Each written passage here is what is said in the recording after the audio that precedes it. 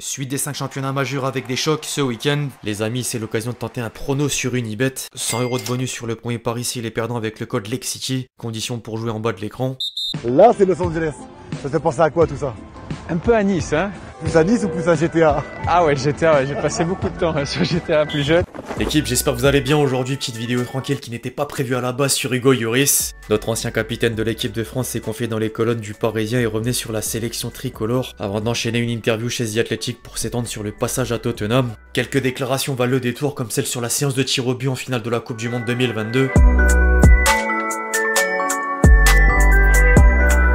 Le journaliste tenait d'abord à introduire l'échange avec un mot sur le pourquoi du comment avoir choisi Los Angeles FC en MLS. Ce club créé en 2016 a été titré en 2022, il a disputé la finale l'année dernière. Je le trouve très structuré, ambitieux et bien organisé. Je viens ici pour amener mon expérience. Je sens encore chez moi la volonté de bien faire les choses. Évidemment le cadre de vie a compté, mais pour mon épanouissement professionnel, j'ai encore envie d'être dans un environnement compétitif. Voir Messi dans l'autre conférence de la même ligue permettant ensuite de faire le lien avec la finale du Mondial 2022 face à l'Argentine. Toutes les finales perdues te laissent un petit goût amer, la douleur s'est atténuée, tu demeures compétiteur et tu regardes devant toi. Après, celle-ci reste particulière, t'es à quelques centimètres de réussir un doublé. On a trop tendance à banaliser notre performance. Arriver 2 fois en finale en 4 ans est exceptionnel. Gagner une finale, c'est ce qu'il y a de plus beau, mais en perdre une, c'est pas donné à tout le monde. J'en suis très fier même si on veut toujours plus. Tout le monde aura des regrets éternels par rapport aux 70 premières minutes, mais également la cruelle séance de tir au but. Il convient de passer par ce genre d'épreuve pour être meilleur. Si l'Argentine est apparue aussi sereine dans cet exercice, c'est parce qu'elle avait gagné auparavant une finale de la Copa América 2021 au tir au but contre la Colombie, puis un quart de finale au mondial face aux Pays-Bas. Mais elle a perdu 2 finales de Copa América en 2015 et 2016 après de pareilles séances. Lloris met en avant l'expérience, certains parlent de chance, et d'autres croient plutôt que préparer les joueurs en amont sera bénéfique. La Fédération française de football a récemment choisi de mettre en place un processus pour que l'équipe de France progresse dans toutes ses catégories dans l'exercice des tirs au but.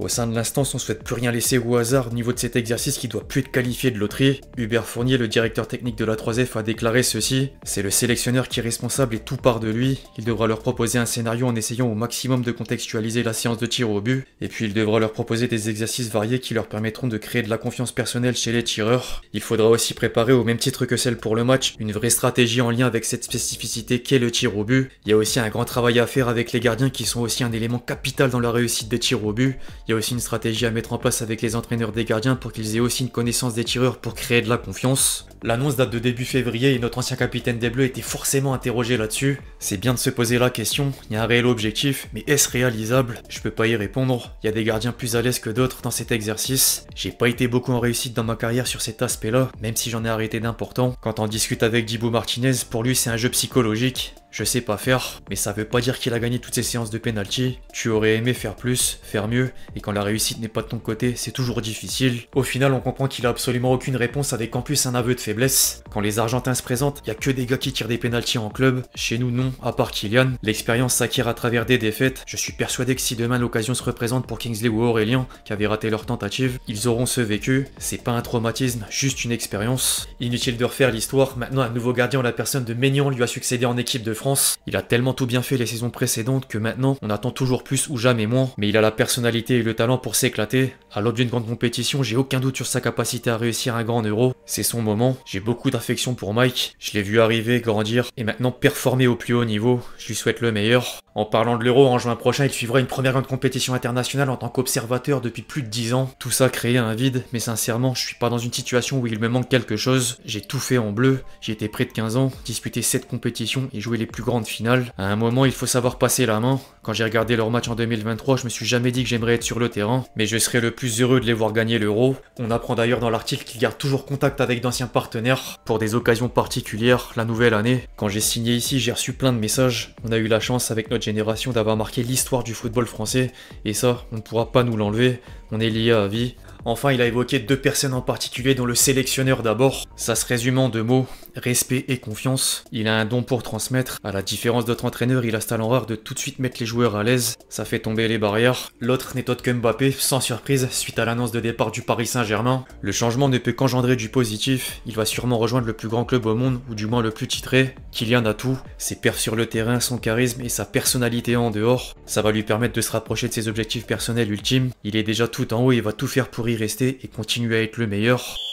Concernant l'interview pour le média anglais, désormais Lloris s'est surtout attardé sur la période à Tottenham. Au cours de cette période, je me suis entraîné tous les jours sans véritable objectif et la compétition m'a beaucoup manqué. En même temps, j'ai essayé de prendre les choses de manière positive. J'ai passé plus de temps avec le staff et ma famille. J'ai organisé ma vie pour l'avenir. Je voulais pas perdre de temps car j'ai eu 2 blessures au premier semestre 2023, donc je me suis bien entraîné. On pourrait penser qu'il envoyait à l'entraîneur et pourtant non. Il a apprécié l'arrivée de Postecoglou. C'était vraiment intéressant d'être à l'intérieur du nouveau Tottenham. J'ai participé à chaque séance d'entraînement et analyse d'avant et après match. Pour mes connaissances en football, je pouvais ajouter tellement de choses. Ange a sa propre vision et approche du football, et c'était vraiment intéressant de le voir de près. Par contre, à la fin, les échecs successifs commençaient à devenir difficiles à vivre. Ces dernières années, j'avais moins d'énergie que par le passé parce que nous poussions tous les jours, année après année, et n'obtenions jamais de récompense. C'était comme si nous étions arrivés, et nous essayions toujours d'attaquer, mais nous n'avions pas la même énergie qu'avant pour aller jusqu'au bout. C'était comme si nous luttions. Pour terminer, le mot de la fin était pour le propriétaire du club, Daniel Levy. C'est facile de l'extérieur ou en tant que joueur de dire qu'il devrait faire ceci ou cela. La réalité est différente. Quand on est au sommet du club, on a toujours envie d'essayer de prendre les meilleures décisions. Quand on lui reproche de ne pas avoir gagné de trophée, eh bien, il a amené de grands noms et ça n'a pas marché. Et puis vous regardez les 2 ou 3 derniers mercato, le club est très actif. À l'heure actuelle, le club est dans une position de force.